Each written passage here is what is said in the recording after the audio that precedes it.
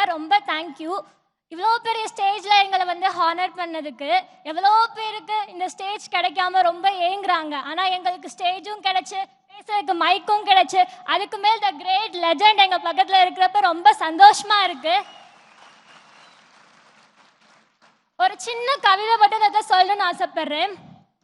எண்ணில் அடங்காத நட்சத்திரங்கள் நடுவில் ஒளிரும் வெண் நிலவு ஒன்றே, அது போல லட்சக்கணக்கான மக்களில் ஒருவர் தான் தலைவராகிறார், மக்களின் தலைவராகிறார்.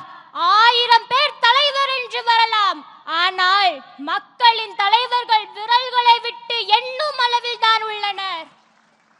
சாதியை அறவே ஒழிக்க போராடிய தந்தை பெரியார் மக்களின் தலைவரே.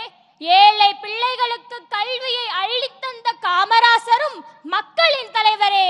இவ்வரிசையில் அடுத்ததாக வருபவர்